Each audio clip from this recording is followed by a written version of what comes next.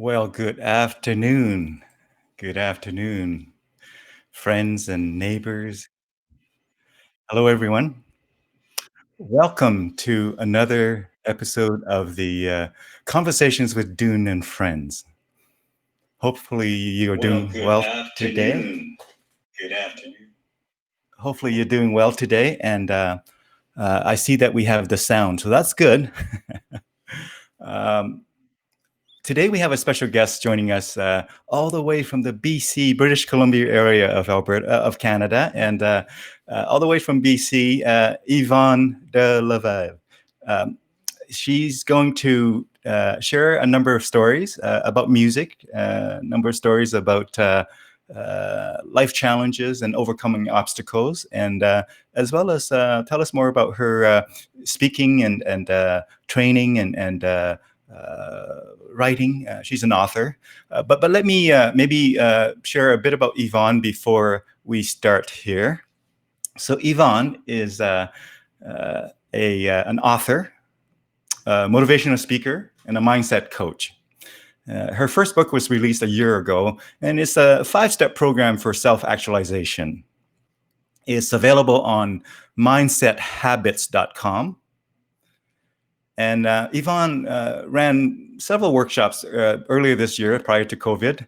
And, she does those workshops on self-empowerment as well as how to be single.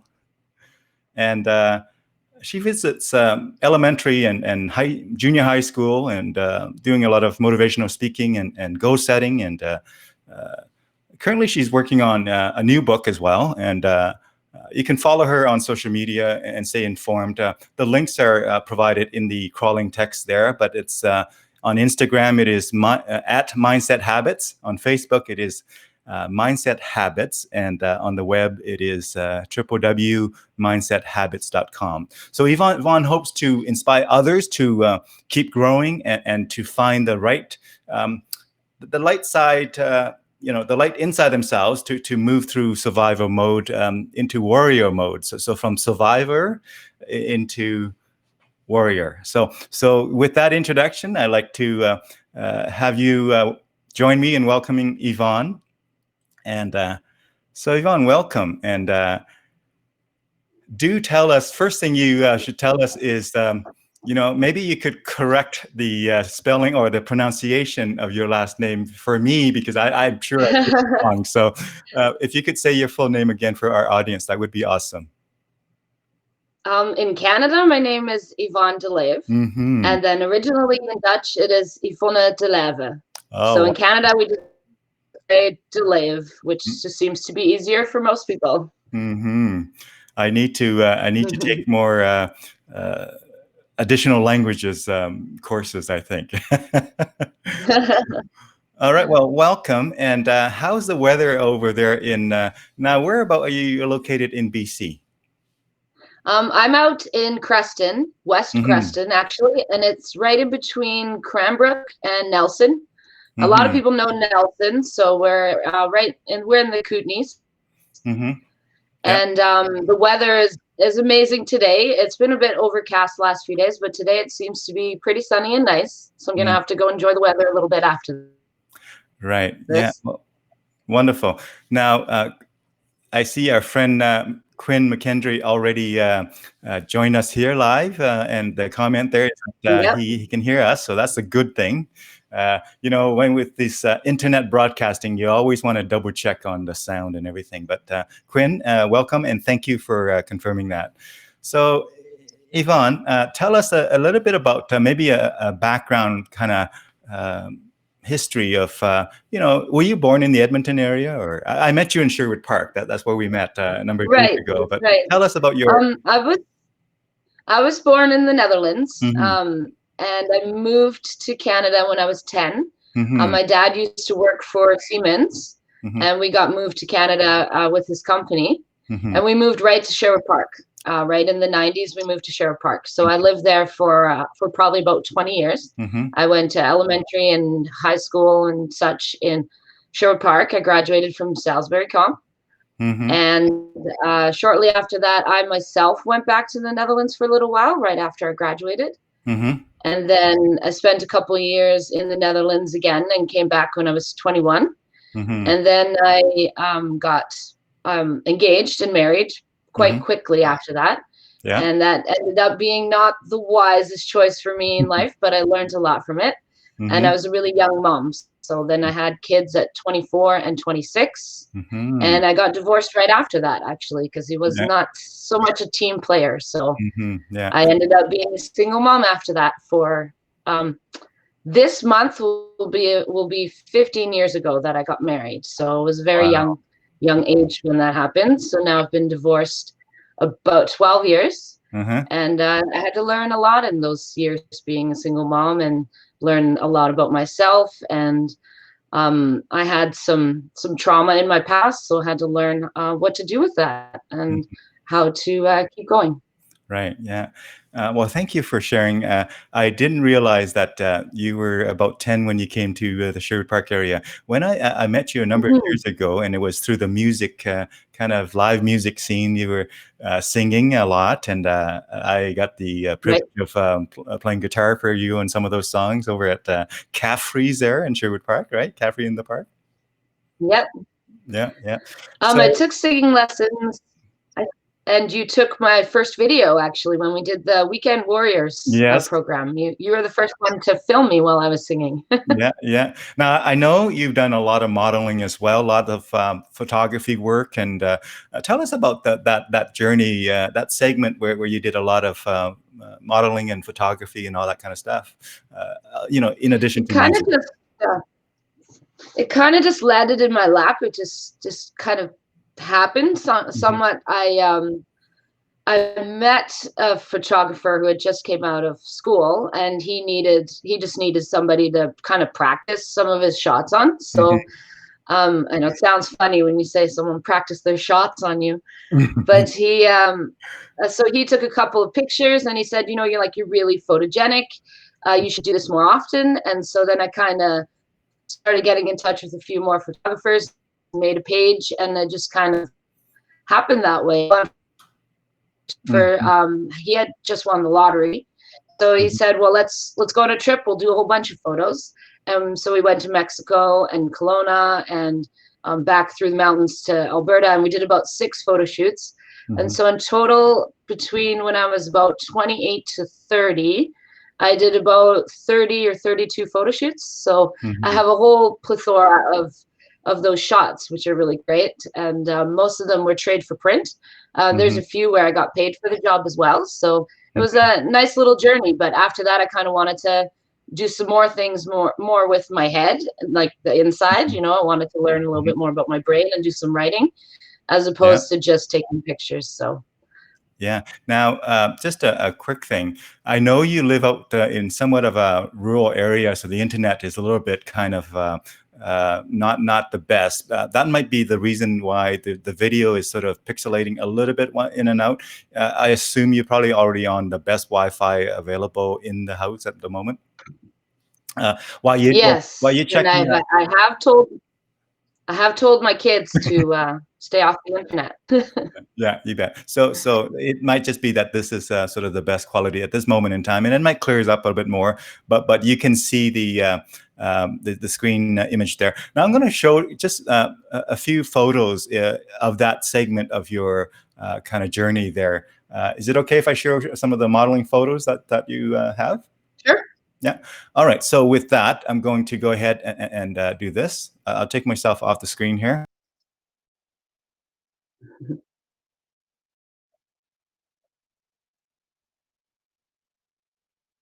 Tell us about this photo. This is at the University of Alberta, actually, with a British photographer who actually worked on site at the university. So we went and did some shots there. We did some shots in the kind of basement room as well, which had some really neat pipes and things. So that was one of his, and the idea of that was hats and tats. So tattoos and hats was kind of what we did. So we did a couple different segments there. Right. And the next one in a random order.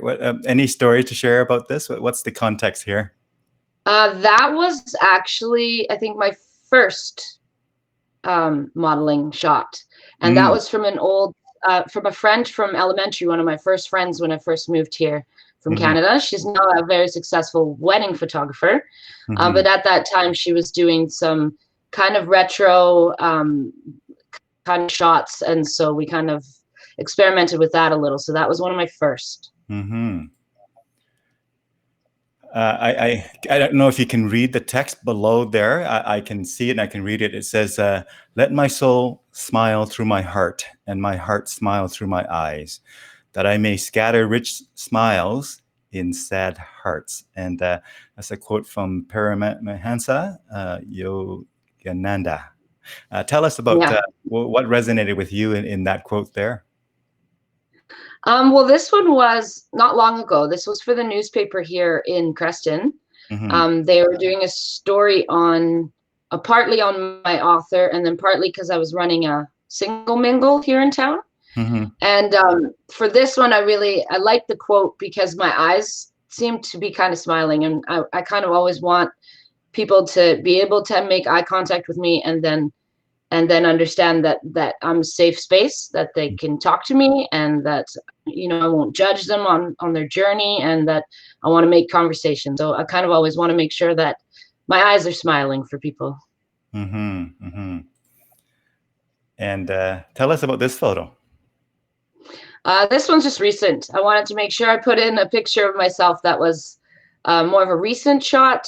They do show a lot of my tattoos, and all of them hold some special stories for me, as most tattoos I think do. But that one was just a few weeks ago. I wanted to make sure that I was chronicling pictures of myself through COVID and through, you know, what we're all going through. I like to make sure that I keep up-to-date pictures as well.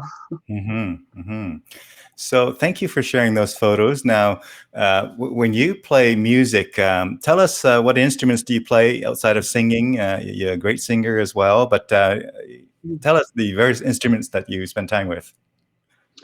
Well, I've always had an affinity for music. I always loved music as a child and sang a lot. I started really young with playback performing.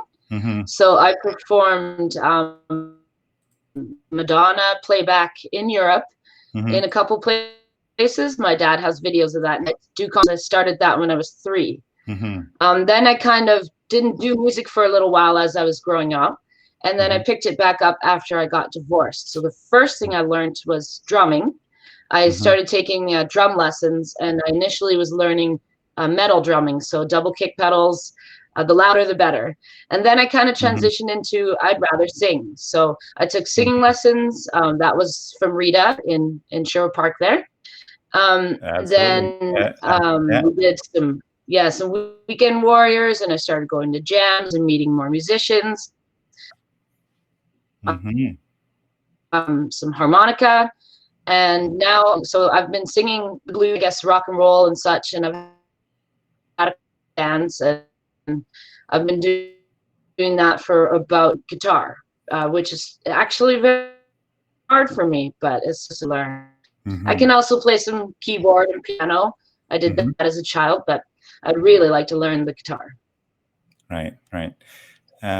So in terms of in the early days, you were into a number of different things, but lately in the last a number of years, your focus has been more on writing and speaking and doing some school visits and really kind of providing inspiration to the kids at school. Tell us about that while I bring up, maybe I'll bring up your website here and we'll talk about that.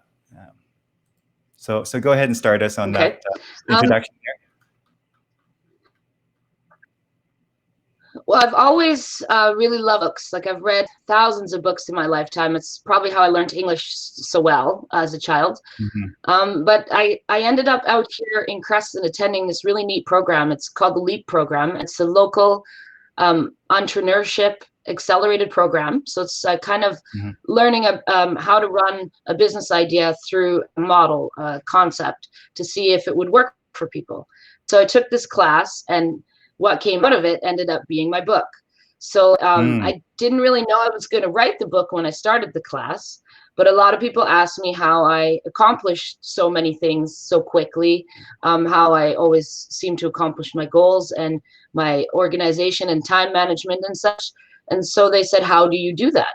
And so I had decided, well, perhaps I could write some kind of program that people could use themselves so that I could explain how I did that.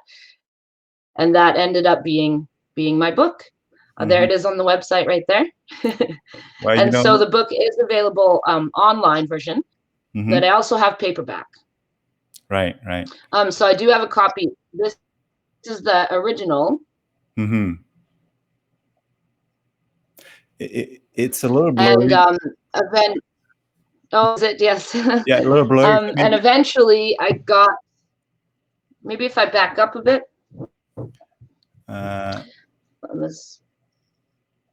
You know what? I'm gonna make.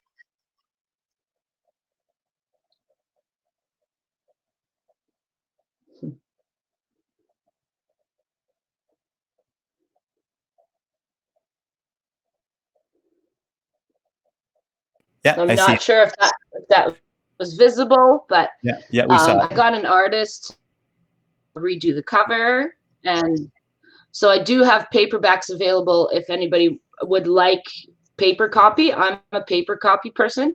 I really like to do all my stuff on paper. So those are available just by contacting me on any of the social media platforms. You can just send me a direct message and I can set people up with those.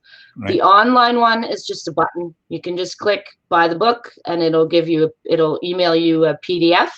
But the most important part of the book is that it doesn't actually work unless you work it. So you have to sit down and actually do the steps. You have to take pen and paper and you have to be real with yourself and you have to write some of the things down and you have to actually work the system. That's what some people find. They say, I can't get past the first part without actually doing it. They say, well, that's exactly why I wrote it, is you have to actually do the steps. You have to actually get in touch with yourself and work the program. And that's all of self-help. All self-help books are like that, right? They don't work unless you actually put the time in to work them. So that's how that book came about. And since then, I've just kind of expanded on that. I want to write more, and I would like to run more workshops. People were asking me for workshops here in town. So that's how I started with the self-empowerment one. And we're in a pretty small town.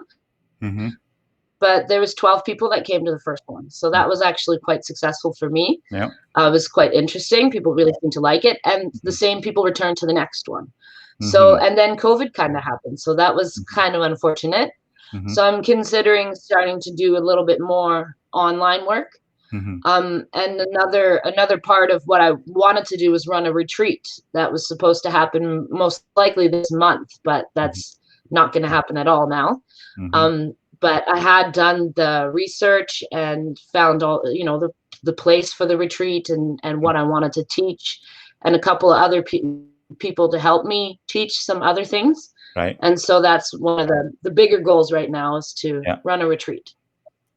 That's exciting. And I'm hoping you're able to navigate the online space over the next little while, because it could be, in my mind, even when COVID is all over, I don't think all done with and we're completely, kind of looking back and say that was the whole COVID pandemic thing. I don't think the online thing is going to go back to the way it was. I think we'll always have more of a blended kind of scenario going forward, more blended opportunities that are being kind of optimize. What do you think about that? I agree. I think that online it's kind of always been there, but a lot of us are a bit shy, I guess, or we don't want to have to navigate all the things online to be able to do things, but it's just kind of the next wave of the generation that's coming, right? Is everything is online, and you can actually socialize more online if you just take the time to learn some programs.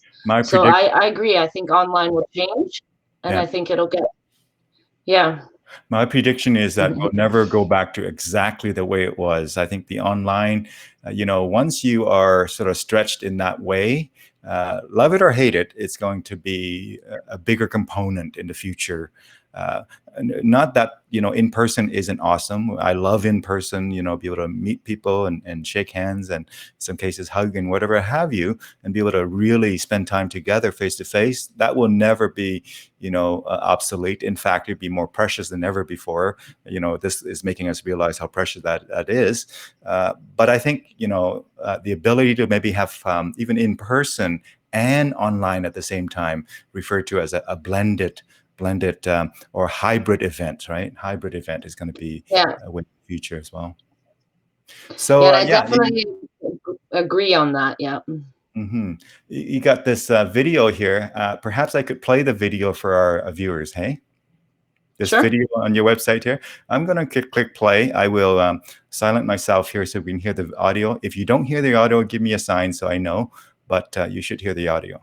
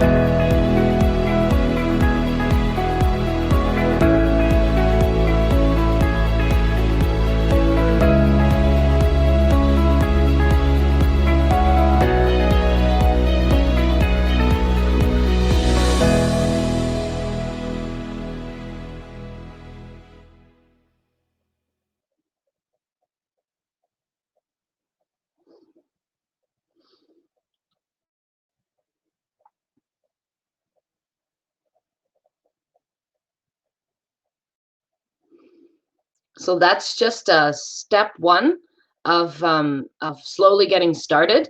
Again, the best idea when you're goal setting or looking for big goals is to find out what it is you really want and take the next right step. Mm-hmm. So even if it's just something small. So brainstorming your goals is a really easy way to get started. Even if some of them might never come true, you need to just get started and put some things on paper. Mm-hmm. Mm-hmm. In other words, I think what I see in your message in the video there resonate with a quote that a colleague of mine has said in the previous company that I quite like, and that is Don Smallwood, his name. And Don said, you want to think big, right? So think big and start small and then move fast. So if you can think big and have a good big picture, but start very small, but you got to keep moving fast in the right direction, right? Doesn't have to be perfect, but have to be in the right direction and just keep on moving quickly, right? Right. I have one as well. I kind of have the sign all over my house, but it's just 3 words, and it's execution over perfection. Because if you're going to wait until something is absolutely perfect, then you'll never do it. So if you just do execution over perfection, meaning you do something, is always better than not even trying at all. So I have about 5 of those, and they're all over my house, just so I remember to at least do something, even if it isn't perfect. Yeah. I just want to say a shout out to Richard here. Richard, hello, my friend. Hopefully you are well. He's a professional truck driver there and a musician as well. And so, Richard, I don't know if you are parked somewhere on the road there on your trucking journey, or you are at home, but hopefully you're having a great day, my friend. So, Yvonne, I agree 100%. Action in the right direction with the right goals in mind is always better than just further thoughts. So tell us about your journey in writing the book. Like, how long did it take, and did you have a release party? Tell us a bit more about that authorship journey there, and what your thoughts on it. Well, writing the book part actually didn't take very long. It probably took me about maybe 4 days or something to throw it all together. And those were days where I was sequestered. I just kind of had to shut off my phone and tell people I'm busy, I'm doing something, because there was so much going on in my head. I needed to get it all out on paper and make sure that I could just get out what I needed to say. But I'd say the part of actually the knowledge that I needed to put into the book is probably my lifetime.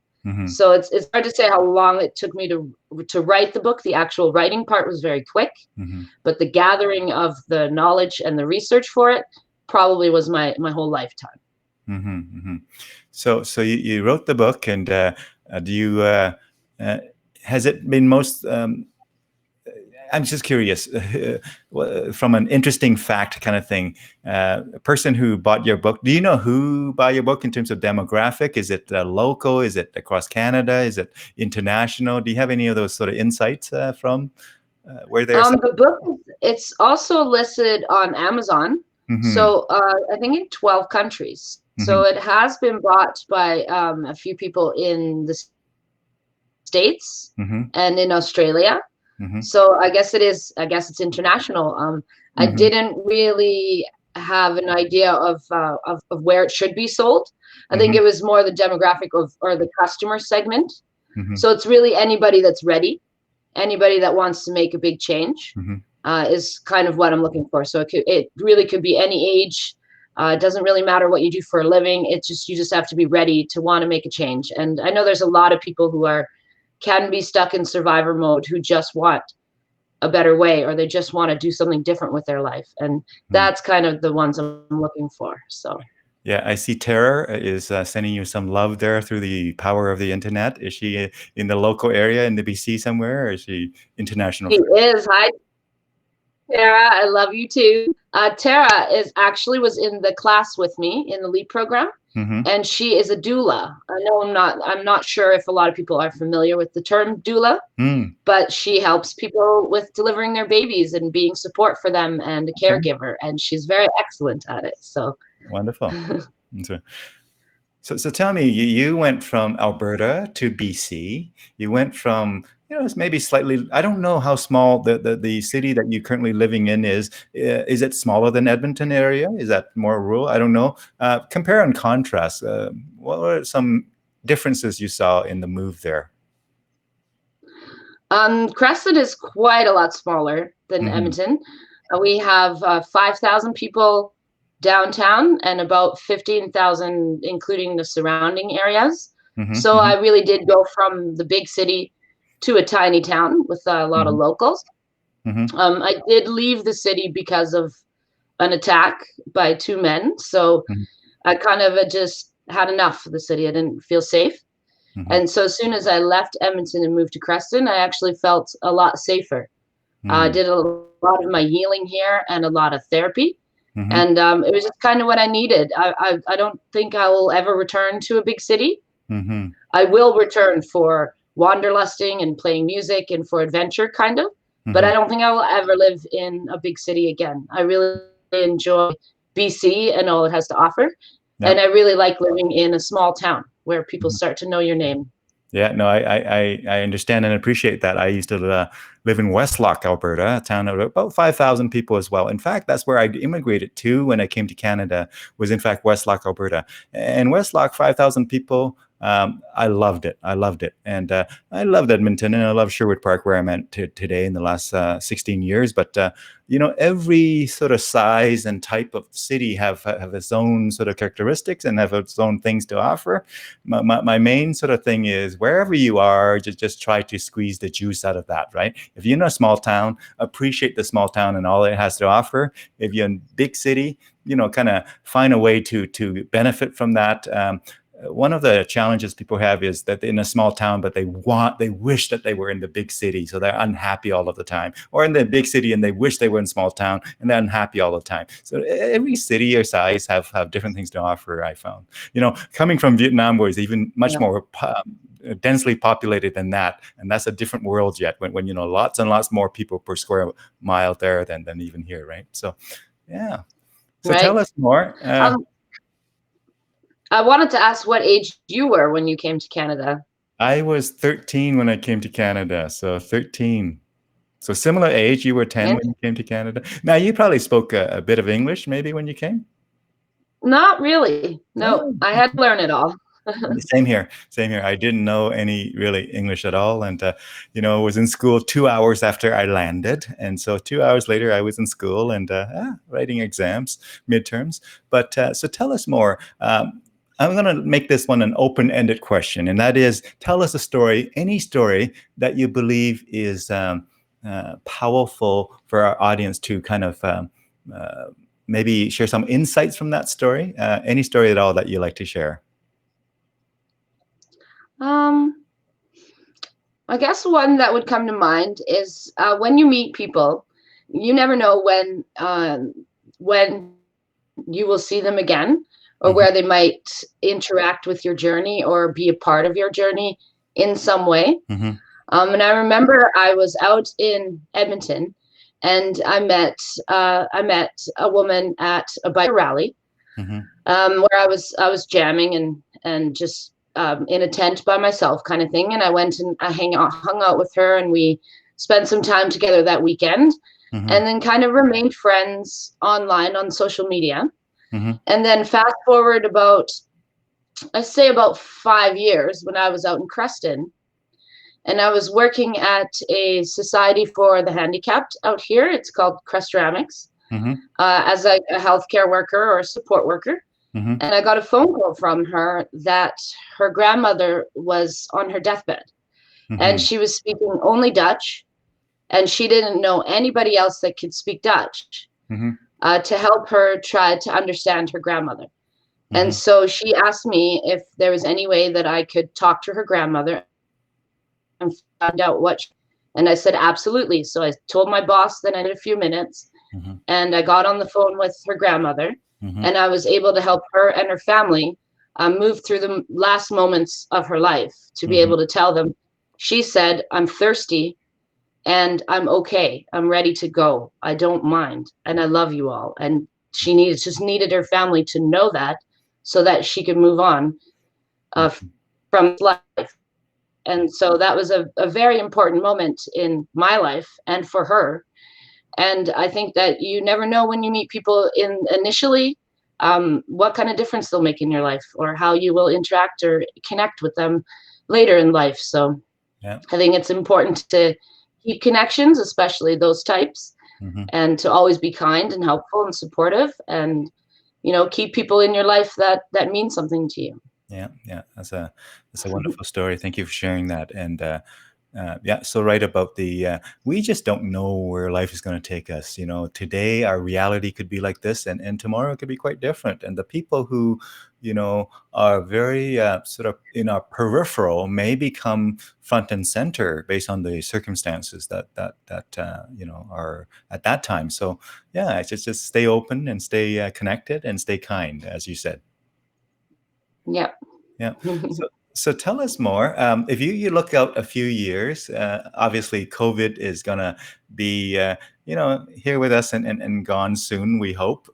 When it gets back to normal slowly, what's your vision on what you're building? Look out 5 years. What does that look like for the kind of things that you'll be doing with work-wise and family and whatever have you? I recently met somebody. So I've been single for probably a decade. I'm trying to figure some things out for myself, and then starting my business. But I recently met somebody who's kind of also gone through a lot of the things that I've gone through.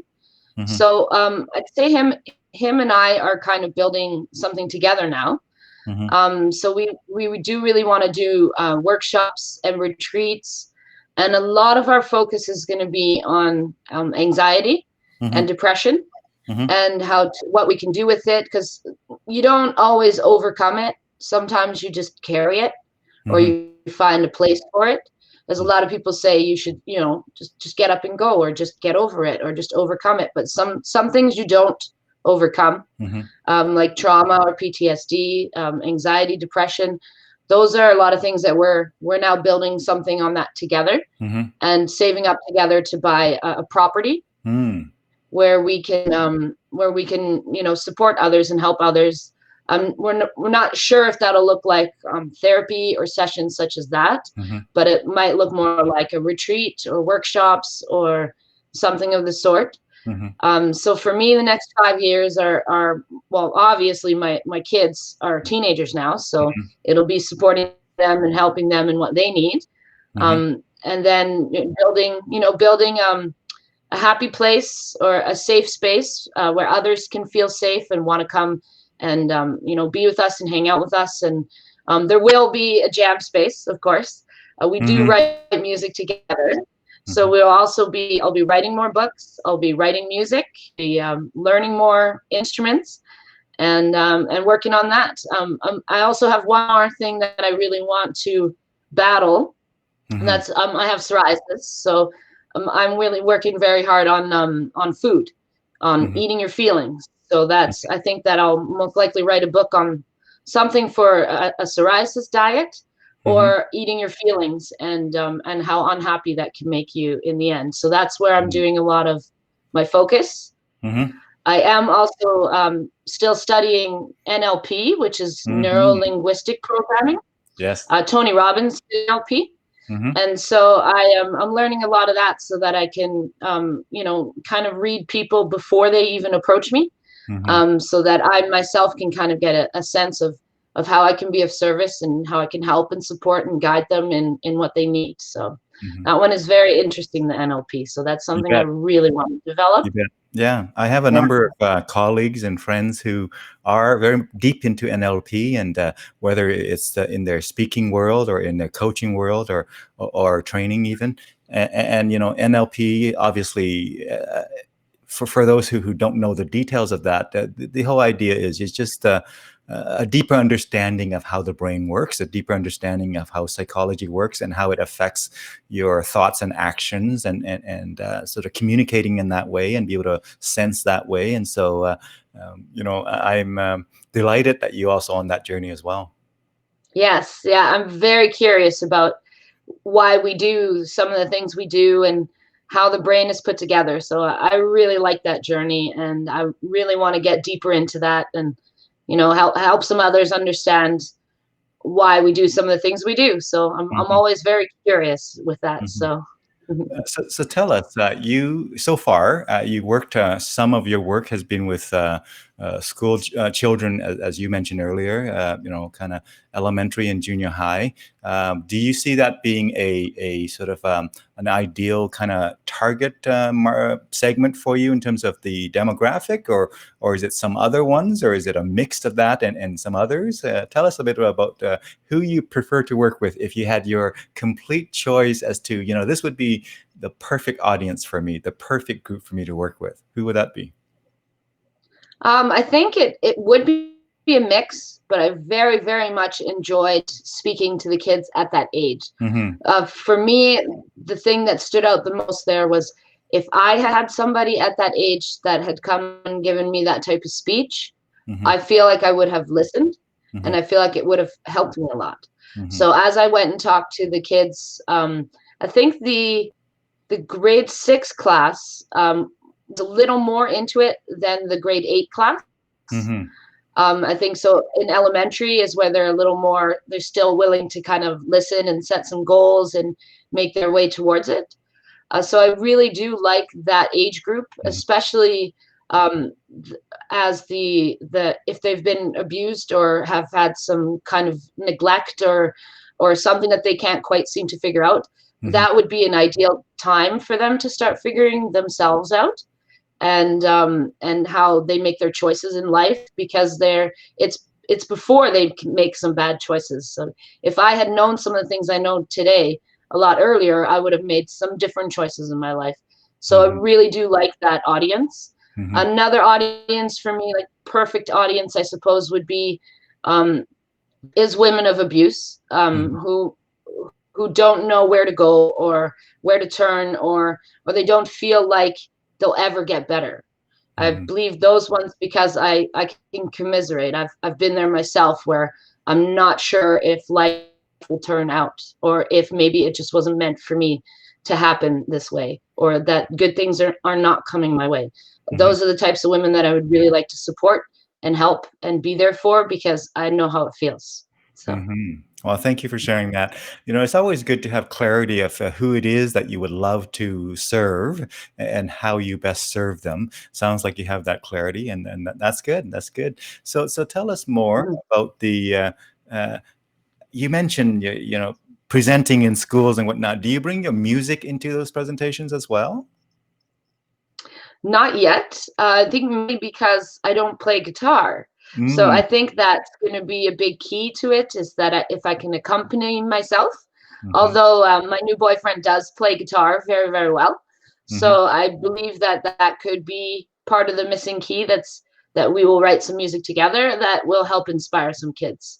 We do write music together, and I do think that a lot of them could be, I think a lot of motivation or goal setting things can be put into kind of a funny song, so that kids might actually remember it or pay attention, because it can be boring for them to talk about some of the things You bet. like that I talk about. So I think if we can spin it and make it kind of funny, that they'll remember it and that they'll enjoy it a lot more.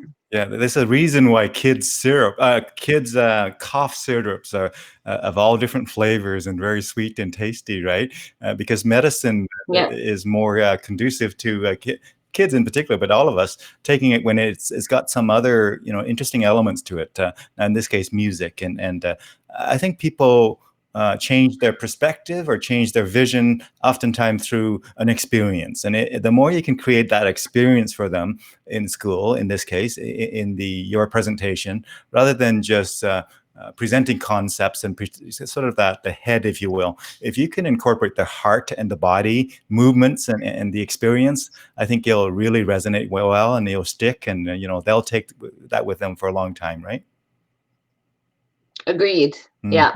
I do make some funny jokes in my motivational speeches, and I do use some of the celebrities that they know, like, quite, for the younger crowd. But I do think music, or even starting with music, would be very helpful and beneficial. So that would definitely be something I'll be using. Yeah, absolutely. The whole thing around humor is a very powerful part of our connection as well. Believe it or not, one time at a speakers convention that I go to every year for the last 10 years now, it'll be my 11th year this time here, and I'd taken almost a full day workshop by 3 comedians on how to bring more humor into your workshops and into your presentations. And they sold, what is it, DVDs and workbook, and I worked through them. And there is something to it, if your brain sort of works that way, and you start to practice that, you can be more, you don't need to be a comedian, but you just need to be more fun to be, with, right? So during our presentation, any way we can introduce more fun is always going to be better, right? Yeah, that sounds like a fun conference. Yeah. Well, we do a 4 or 5 days sort of thing. Officially, it's 3.5 days, but we tend to come a day early. We tend to leave a day late, and it's every year, different cities. This year's going to be in Calgary, and I hope COVID will be done by then. It's always in December. Oh yeah, you might have a chance. Yeah. So tell us more. What other sort of when you think about all of the knowledge and wisdom that you're trying to share with your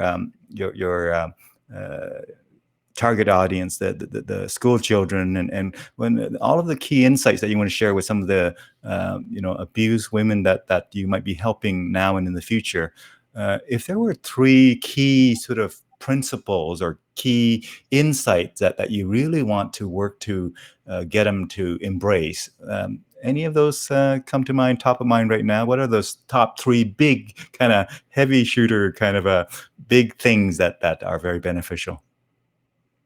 One of them, one most important one for me, I'd say, is vulnerability. I know that's one that's used a lot in the world right now. But a lot of us are very afraid to be vulnerable because it makes us feel like we're being weak. When actually being vulnerable is very courageous and it's very brave. And being able to show your emotions and to be able to fall apart in front of people is actually where the healing lies, where you find your support, where you find the people that are behind you and that will support you. That doesn't mean that everybody you encounter will support you. Some might actually call you weak, or they'll tell you to stop crying, or then those are not your people. So the only way that you're going to find your tribe and your inner warrior is to be vulnerable and to be brave enough to let out those emotions. And you can start doing it just by yourself, going out into nature and screaming and just letting it all out. And eventually you'll find some trusted people where you can be vulnerable in front of, and they will support you and carry you in your journey. Another really important one is kind of more like a physical one, I'd say, is to, it seems like it has nothing to do with healing, but it's to get organized. It's to organize absolutely everything. So that's organize your house, organize your car, organize your clothes, and eventually what your brain is doing on the outside, it will do on the inside, and vice versa. So if your entire house on the outside is all cluttered and you just have boxes of stuff everywhere, it's a direct reflection of your brain. So if you can declutter and start getting rid of stuff, then it will start opening up more pathways inside yourself and get you moving on your healing journey. And the third one, I'd say, is a very hard one for, I think, everybody, but is to ask for help. So even if you're very independent or you've become that way because you have had to survive for so long, there comes a point where you will have to ask for help. Not everybody knows that you need it. A lot of people will think that you're very strong and that you definitely don't need their help. And sometimes they just really need to hear, I need you, or I need your help, or I need to know where to go next. So if you ask, the people will come to help you. For me, that one looked like a lot therapy, or even asking my kids to do certain things so that I could figure some stuff out for myself, or asking, parents or friends, or asking for help is a really hard thing to do. But if you can start small and start asking people for help, then things will start moving along. Vulnerability, to get organized, and to ask for help. Absolutely. So wonderful for sharing those. Now we're approaching the tail end of the conversation here in terms of our lunch hour block here. It is lunch hour in Alberta. In BC, you're about to enter lunch here. But Right.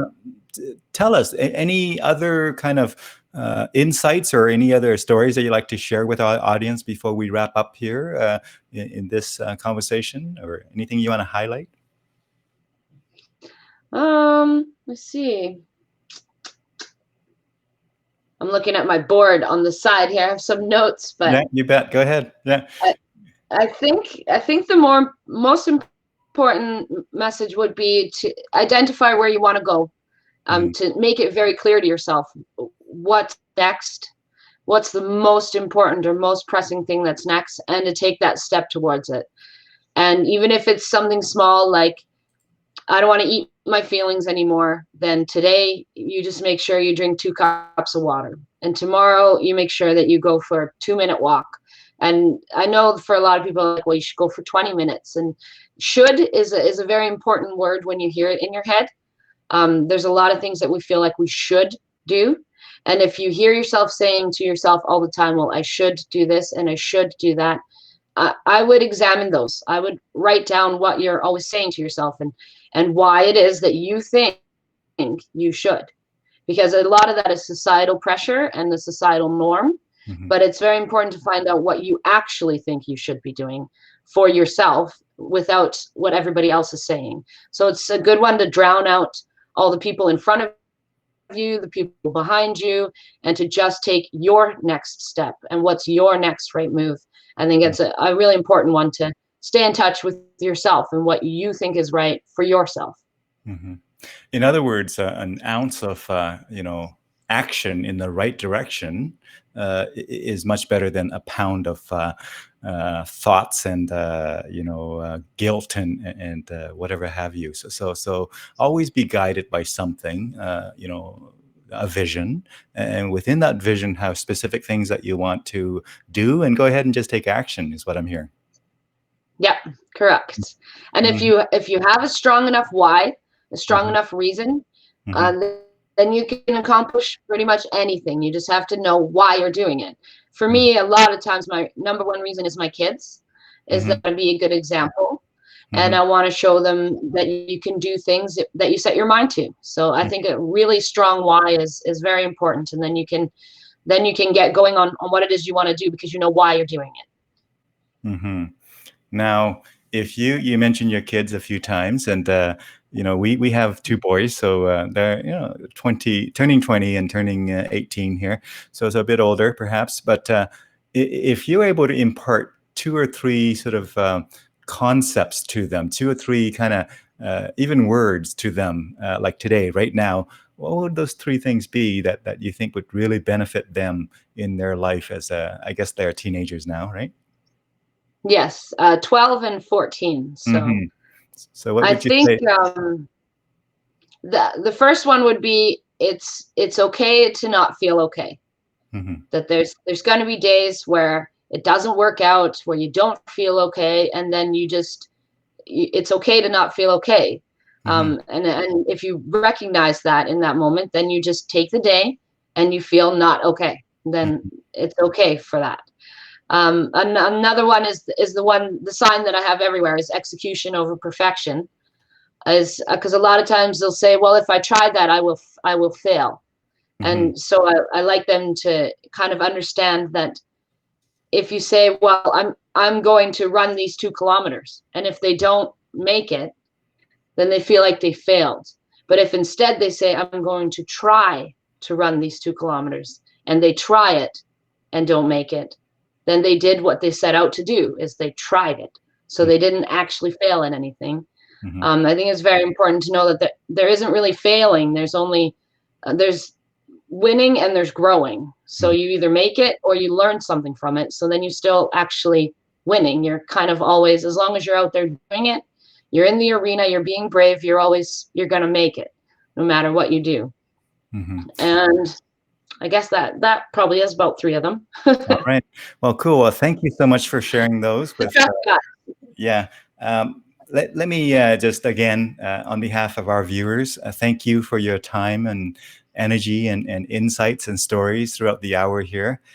Really appreciate you spending the time with us. And as we look forward to continued kind of evolution here through the COVID crisis, I wish you all the best with your evolution of your work in authorship, in speaking and training and motivating people and helping people to really become a better version of themselves, if I could say that. And so appreciate the work that you do, and keep on rocking it, Yvonne. Thank you for having me. And thank you to everybody out there who's listening today. All right. Well, thank you to our audience who are listening now and listening later. Appreciate your time and attention, and giving us some comments along the way as well, now and later. We will definitely respond to your comments, even if you post them after the show here. So again, until we meet again, have a great day, folks, and take good care of yourself, and take good care of one another. And we will make it through this COVID thing together. We're better together, right? So have a great day, everyone. Bye-bye.